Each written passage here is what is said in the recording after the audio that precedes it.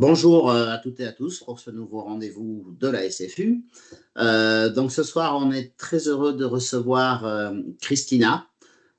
Christina, voilà, qui est une personne très très intéressante que j'ai eu la chance d'accompagner dans son cursus à l'École nationale des ponts et chaussées, où elle a fait donc un cursus dans le module ville, environnement, transport sur les mobilités et les opérations d'urbanisme.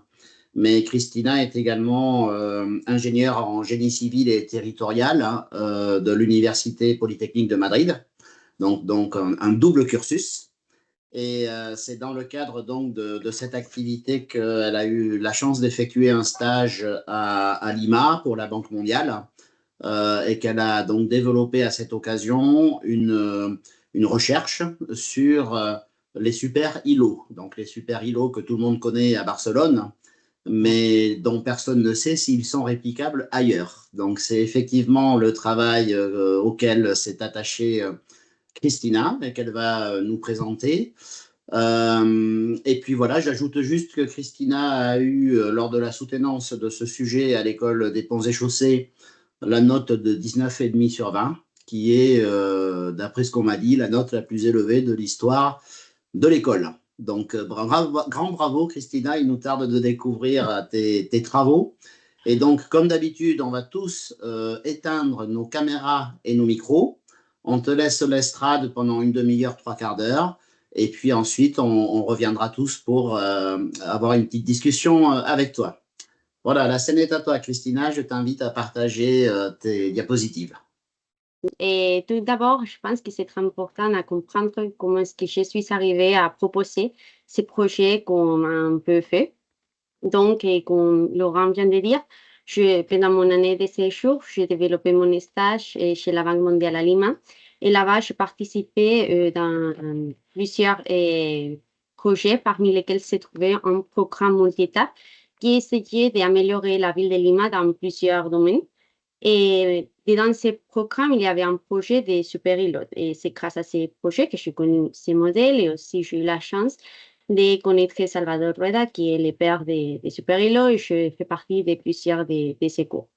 Donc, voilà, on commence avec la présentation du projet que j'ai originalement appelé Application of the Urban Planning Approach of Superblocks to the District of Lince in Lima, Peru. Comme vous pouvez voir, c'est en anglais parce que c'est comme ça que je le présentais qu'on peut faire. Donc, et tous les cartes et la documentation qu'on verra sera en anglais, même si la présentation c'est en français. Donc, voici les sommaires qu'on va suivre. On commencera en parlant de la problématique, les objectifs et la méthodologie. Et je mettrai en contexte Lima, aussi la zone d'étude, et finalement, je proposerai une intervention pour les super-îlots numéro 3. Mais tout d'abord, il faut connaître quelle est la raison qui a motivé ces projets. Et moi, je l'ai trouvé dans la situation sociale au Pérou. D'après moi, le Pérou a trois grands problèmes. Et les premières et les plus importantes, c'est les inégalités. Le Pérou a été nommé en 2022 le quatrième pays avec les plus d'inégalités du monde. Et ces inégalités sont vraiment présentes partout la vie et même dans les structures du pays. Le pays est fortement divisé entre la côte et l'arrière-pays qui est conformé par les vallées, la montagne et l'Amazonie. Mais c'est aussi, ces inégalités sont aussi présentes dans une fracture sociale qui est liée à la richesse, comme partout, mais aussi liée dans l'origine des habitants. Et cette fracture sociale est encore plus forte depuis les années 80 à cause du terrorisme qui était fortement lié à l'arrière-pays. Dans le deuxième problème que j'ai trouvé, c'est la précarité et c'est à cause de cette précarité là, et que bon non cette précarité est causée pardon et trouve son origine dans la manque de services publics suffisants, tels que la santé, les transports ou le développement urbain. Et de cette façon, c'est les gens qui cherchent eux-mêmes les solutions dans tous les domaines de la vie et ce qui se traduit dans des systèmes inefficaces et individualistes. Et finalement, le troisième problème, c'est la pollution. Lima, c'est la ville la plus polluée d'Amérique latine et l'un des plus pollués du monde entier. Et c'est vraiment un problème de santé publique. Donc, une fois qu'on a défini quelles sont les motivations, et on doit aussi définir quelle est la problématique et qu'on veut résoudre avec ces projets. Donc, on commence en parlant de la ville. La ville, c'est le lieu où les besoins humains sont mieux répondus. Ces besoins sont, par exemple, les besoins sociaux, les besoins commerciaux, les besoins de mobilité parmi les autres. Cependant, pour répondre à ces besoins, on a besoin des espaces publics. Le problème, c'est que depuis certains siècles, la ville a été consacrée à la mobilité. Et donc, on a un manque des espaces publics pour les autres besoins. Et ça se traduit dans les pollutions, les embouteillages, les bruits, l'étalement urbain et les inégalités entre les autres. En deuxième lieu, on se trouve dans un pays de l'Amérique latine. Donc, les problèmes dans ces pays, ils sont différents à ceux dans les villes européennes. Ils sont des problèmes particuliers. Le premier, c'est la concentration des populations dans les villes. Dans le cas de Lima, Lima a un tiers de la population nationale du Pérou. Et aussi, il y a une absence de contrôle et de réglementation par aussi les domaines de la société. Et ce sont ces pays qui vont subir un impact accru de la crise climatique. Donc, en sachant tout ça, je fais l'état de l'art de ces différents modèles qui ont été appliqués tout au long de l'histoire pour résoudre des problèmes dans la ville et pour le développement urbain. Et notamment, je me suis centrée sur les derniers siècles. Je vis que les plus populaires ces dernières années, ce sont deux, les modèles de super-îlots qui a été développé par Salvador Rueda à Barcelone et la ville de Carteder, qui a été développée par Carlos Moreno, et donc les principaux exemples, c'est Paris. Finalement, je choisis à utiliser le modèle de super-îlot. En premier lieu, parce que moi, j'avais déjà travaillé avec ces modèles, aussi je les connaissais bien, et je savais qu'à Lima, ils étaient en train de faire des choses similaires. Mais aussi parce que moi, dans mon projet, je voulais mettre la personne au centre du projet. Je voulais répondre à toutes les autres questions et pas justement à la mobilité. Et donc, d'après moi, les modèles des bulles de Carter est encore très centré sur la mobilité. Donc, c'est pour ça que finalement, je choisi les modèles de super-héros. Mais qu'est-ce que c'est les modèles de super-héros? Donc, il s'agit d'un modèle qui essaie de diviser la ville dans des modules de 400 mètres par 400 mètres. Ces modèles proposent de détourner la circulation lourde de l'intérieur du super-îlot grâce au changement du sens des rues qui empêchera la circulation qui verse à les traverser. Mais toujours en rendant tous les rues et les versants du bâtiment accessibles en voiture. Et oui, de cette façon, c'est les rues basiques, qui sont les périphériques en noir, qui vont accueillir la circulation qui verse à traverser les super-îlots, mais aussi les réseaux de transport en commun et les réseaux des pistes cyclables. De cette façon, grâce à l'urbanisme tactique, on peut créer des espaces publics dans les carrefours. Dans ces carrefours, à l'intérieur du super-îlot. Donc, l'objectif de ces projets, c'est de développer un renouvellement urbain pour améliorer la santé de la population grâce à la création des espaces de réunion qui permettra de réduire la pollution, mais en assurant toujours l'accès à la mobilité. Mais bon, je dois dire que j'ai trouvé plusieurs difficultés pour les développer. En premier lieu, les modèles ont été développés pour la ville de Barcelone et donc le contexte est très différent à celle de Lima. Donc, il faut toujours mettre en contexte la ville et les quartiers auxquels on va travailler. Le deuxième, c'est la manque de données. On se trouve dans un pays émergent, donc la, les données, l'information est limitée et aussi difficile à trouver. Pour ces raisons, j'ai développé une étude au fond qui a eu comme résultat de nombreux cas grâce à l'analyse spatiale. Et finalement, comme j'ai déjà dit, c'est un modèle européen et on se trouve dans une ville latino-américaine. Donc, il faut même adapter les modèles et aussi les résultats qu'on va y avoir. On doit comprendre qu'on ne peut pas être aussi exigeant qu'en Europe. Donc, je proposais la suivante méthodologie pour développer ce projet, en commençant par l'identification de la problématique et du modèle d'aménagement, que c'est ça qu'on vient de faire. Après, développer la mise en contexte pour les quartiers de l'INSEE, analyser la zone d'étude et finalement proposer une intervention spécifique du superpilote numéro 3.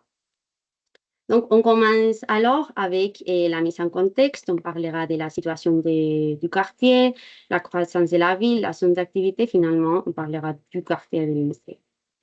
Et comme j'ai déjà dit, on se trouve dans l'Amérique du Sud, dans le département de Lima, dans les provinces de Lima et dans le quartier de l'INSEE. Pour mieux comprendre la structure de la ville, j'ai développé une analyse du développement urbain et de la population de Lima tout au long de l'histoire. Lima a été fondée en 1535 par Francisco Pizarro avec un plan hippodamien et je trouvais que sa croissance est vraiment marquée par des importantes migrations. Et au début du XXe siècle, cette migration a été marquée par des déplacements vers le sud de les groupes sociaux plus aisés. Aujourd'hui, le développement urbain de Lima est marqué par l'étalement hors de contrôle et les implantations illégales, ce qui se traduit dans des énormes besoins de mobilité.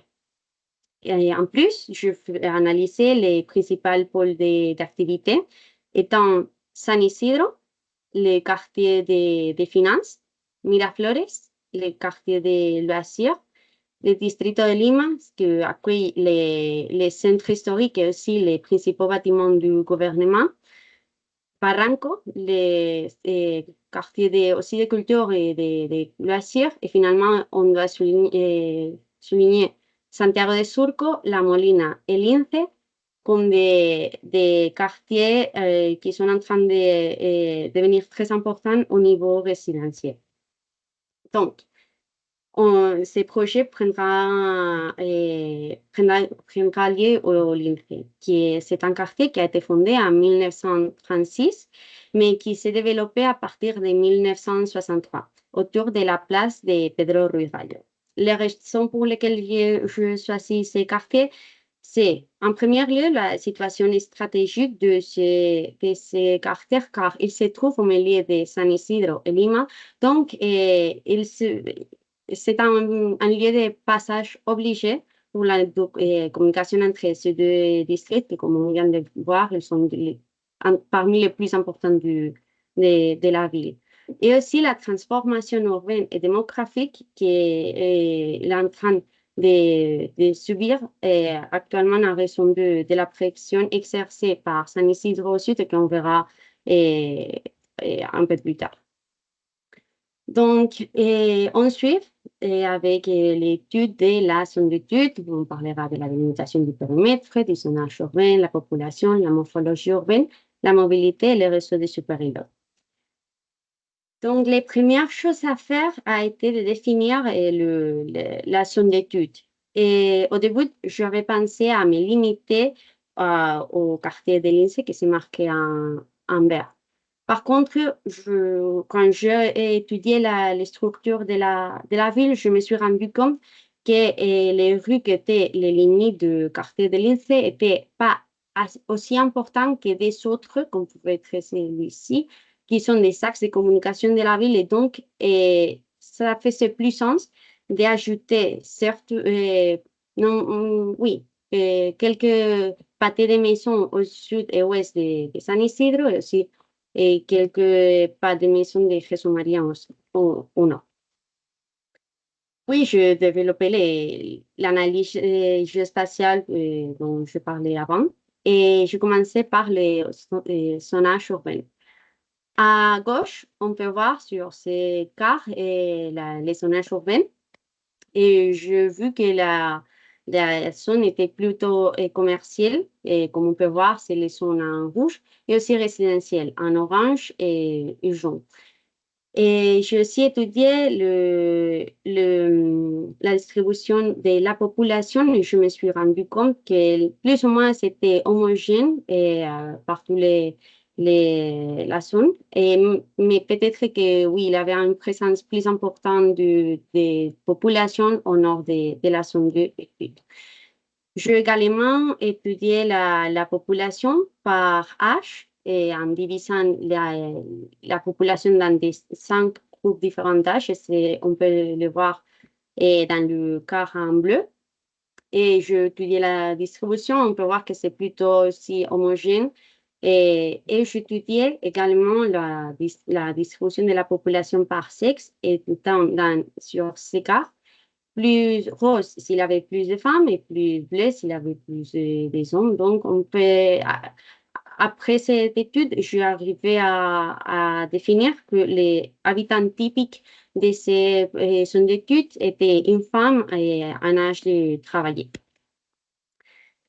Oui, en ce qui concerne le revenu moyen par ménage, grâce aux CDK, que c'est les seuls deux que je n'ai pas développés, ils ont été développés par la municipalité de Lima. Et je vu qu'on peut déjà voir qu'il y a une différence très forte entre les deux quartiers principaux. Donc, à droite, on voit San Isidro, que c'est les quartiers les plus riches de la ville, et où les revenus de tous les ménages sont élevés. Et en revanche, à gauche, on voit l'INPE, et la plupart des ménages, ils ont des revenus moyens élevés. Mais c'est vrai qu'au sud, on peut voir que les revenus ont devenu plus élevés à cause de la pression exercée par San Isidro. Et donc, c'est évident, et ces différences sont évidentes dans la morphologie urbaine. À San Isidro, on trouve des rues plutôt résidentielles, très tranquilles, avec des arbres et des pistes cyclables. Et en revanche, en Lince, on trouve des rues bondées de magasins avec peu de arbres et plus chaotiques. Et ensuite, j'ai également analysé la typologie des bâtiments. J'ai appris que la majorité de la population vivre dans des immeubles d'habitation. Mais encore, il y a des différences. En San Isidro, ils ont plus de 3 étages et ils sont des grands standings. Et en revanche, ceux de l'INFE, ils sont toujours moins de 5 étages et les matériaux, ils sont pas si bons.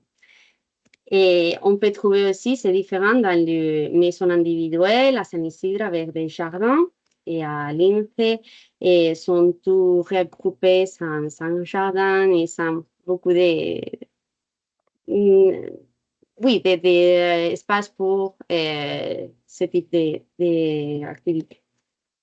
Finalement, j'ai étudié la mobilité. On commence en parlant du transport en commun. Les transports en commun, c'est le mode principal de déplacement de la ville, mais c'est vraiment chaotique. Et il y a plusieurs modes de transport. Elles ne sont pas très bien intégrées et aussi il existe des réseaux. Les réseaux réglementés et les non réglementés, ce qui les rend encore plus chaotiques. Et aussi, même si à Lima, on compte avec des VRT, que je sais qu'en français, on l'appelle VHNS, et des métros, ils sont insuffisants à l'échelle de la ville. En ce qui concerne les transports privés, on doit souligner que l'état de la circulation de Lima est le plus mauvais de l'Amérique latine, avec beaucoup des accidents et beaucoup de morts à cause de ça. Et ça, c'est normal, on tient bien compte que les 65% des véhicules du pays sont à Lima. Ça se traduit dans des embouteillages, des pollutions et d'après moi, les pires problèmes que c'est les bruits. Donc maintenant, je vais vous montrer une vidéo. Dis-moi, s'il vous plaît, si vous pouvez l'écouter pour voir quelle est la situation réelle des bruits à Lima.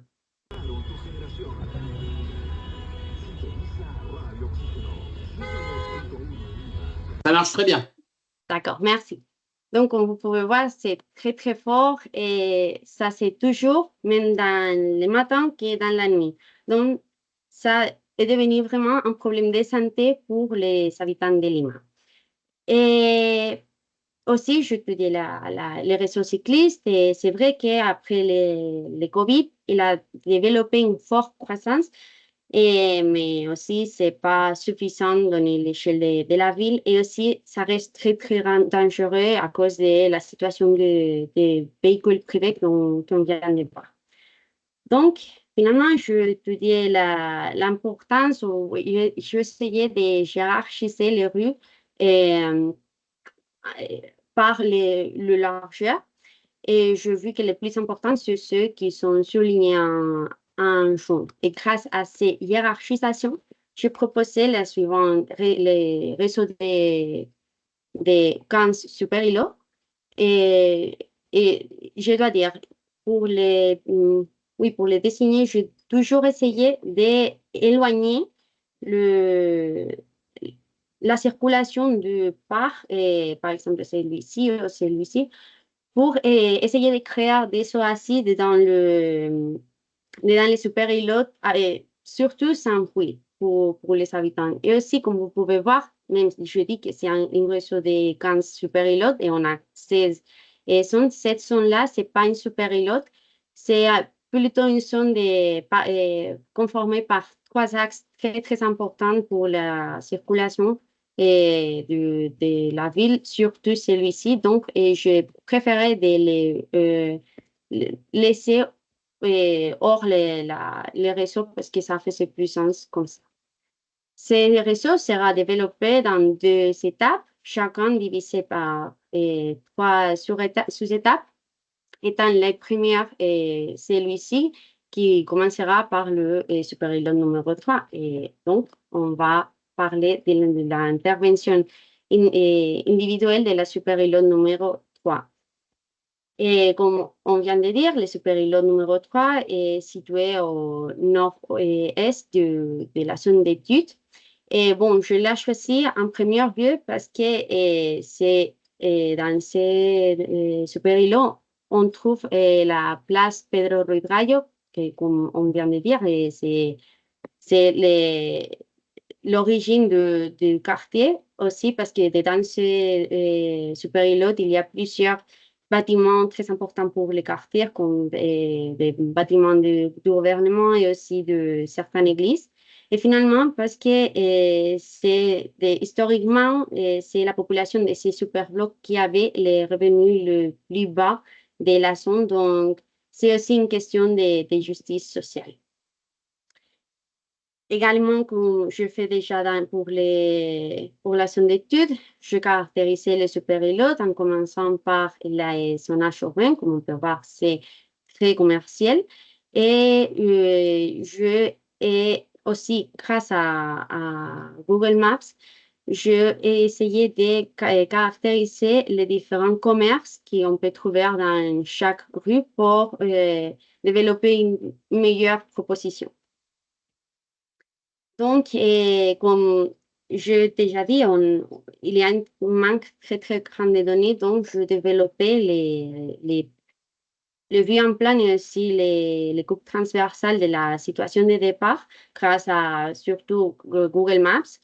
Donc, et pour être capable de connaître les mesures, mais aussi de voir quelle était la possibilité dans les rues. Donc, je développais les vues en plan et aussi les coupes transversales de chaque rue. Et donc, j'ai déjà commencé avec la proposition d'intervention. On commence avec les transports en commun. Donc, comme on peut voir à gauche, il y a certaines lignes qui traversent les super-îlots. Et donc, la proposition, c'est de créer de nouvelles lignes qui seront dans, oui, qui rouleront dans les rues périphériques du super-îlot. Et oui, je proposais les nouveaux sens de circulation en créant ces boucles que vous pouvez voir sur l'écran et qui assurent l'accès à tous les bâtiments, mais en même temps, empêchent le trafic qui verse à traverser les super-îlots parce que c'est pas intéressant pour ces trafics.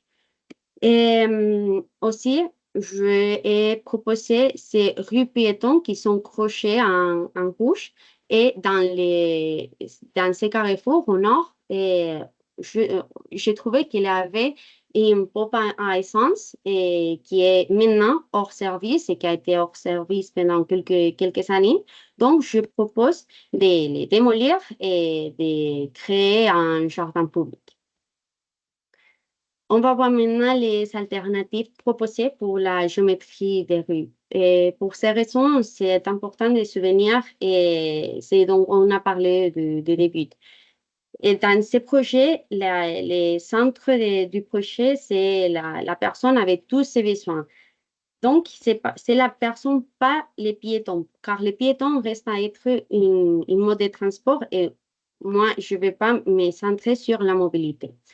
Pour ce faire, je propose des trottoirs qui auront minimum 3,5 mètres de largeur, un voie unique avec 3,5 mètres qui sera partagé entre voitures et vélos, car la vitesse cible va être de 10 km par heure.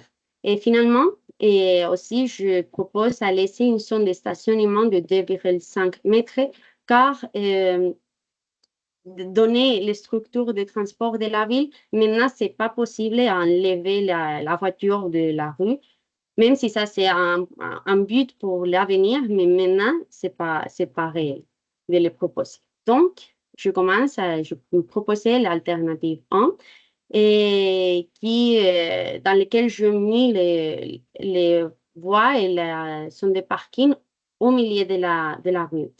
Mais je me suis rendu compte que ça crée des parcours très étroits, donc pouvait être contre-productif pour atteindre la vitesse cible. Donc, je proposais c'est de mettre en place des bunners hollandais qui sont des chicanes simples ou qu'il s'agit des chicanes par stationnement en alternance sur la voie. Et finalement, j'ai opté pour des chicanes doubles. Mais bon, c'est l'alternative, c'est trop.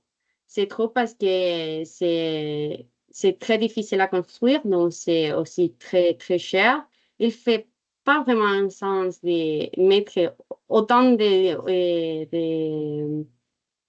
chicanes dans chaque rue et des virages.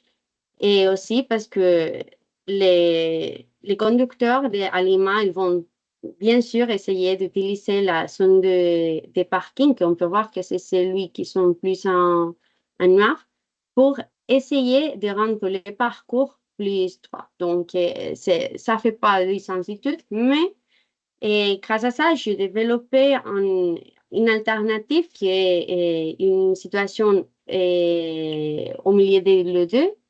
Et donc, je propose de mettre les voies et la zone de parking au milieu de la rue, mais aussi d'ajouter cette chicane simple dans toutes les rues pour être capable oui, d'arriver à la vitesse cible.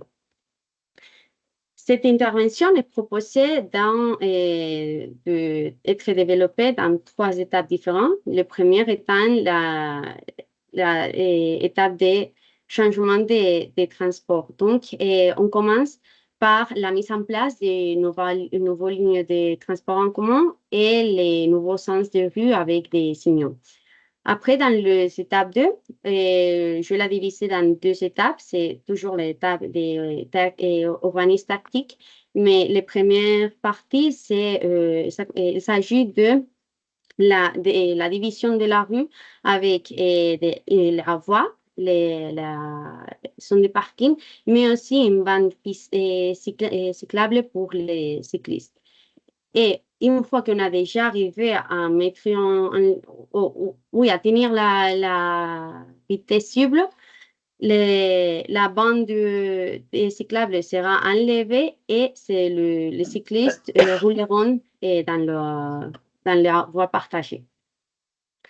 J'ai développé la coupe transversale pour toutes les étapes. En fait, je mise justement la coupe transversale finale parce que je pense que c'est bon de voir les débuts et la partie finale. Et bon, le budget pour cette intervention est inférieur à 2,5 millions d'euros, donc c'est pas trop cher. Mais finalement, oui, je pense que c'est important à présenter mes propositions pour l'avenir. La première, c'est d'obliger à développer les parkings souterrains dans les nouveaux bâtiments qui sont en train d'être développés. Aussi, on peut développer des parkings en hauteur et on a des espaces pour le faire. Je sais qu'ici en Europe, on essaie de ne les faire pas, mais là-bas, je pense que peut-être intéressant pour enlever la voiture de la rue. Aussi, c'est très important de développer les réseaux complets des super-îlots pour que les résultats soient meilleurs.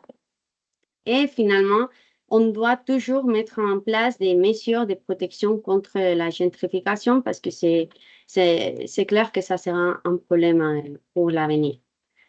Donc, en conclusion, pour les problèmes que j'ai abordés dans ces projets, en ce qui concerne l'application des modèles de super-îlots dans des pays en développement, je suis arrivée à la conclusion que, comme je l'ai dit précédemment, les modèles doivent être adaptés ainsi que ses exigences. Aussi, il doit être également soutenu par le développement du transport en commun.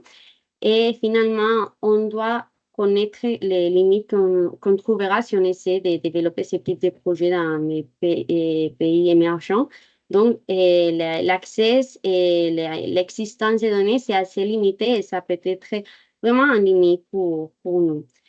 Et finalement, concernant le modèle lui-même, c'est vrai que c'est un modèle qui permet de changements notables avec peu d'investissement, mais on risque, oui, il y a certains risques. Le premier, c'est qu'on risque à ne pas achever toutes les étapes, c'est-à-dire qu'on peut abandonner les projets dans l'étape des urbanistes tactiques, et ce qui entraînera une perte de valeur plus rapide de l'intervention.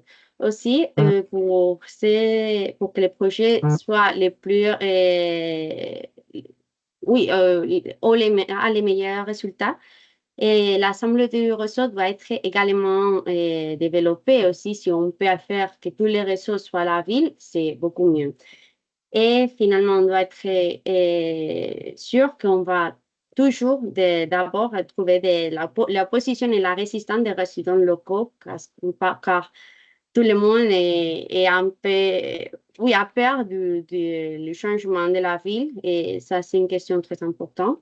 Et aussi la question de les risques de gentrification qui est aujourd'hui un risque très, très présent dans notre société et même dans les pays émergents et les pays européens. Donc, c'est une question à étudier. Et donc, voilà, merci à tous pour m'écouter et si vous avez des questions, n'hésitez pas à me demander. Excellent, grand merci Christina. Merci d'abord pour l'effort de synthèse que tu as réalisé et puis également pour expliquer tout ça dans un français parfait. Merci.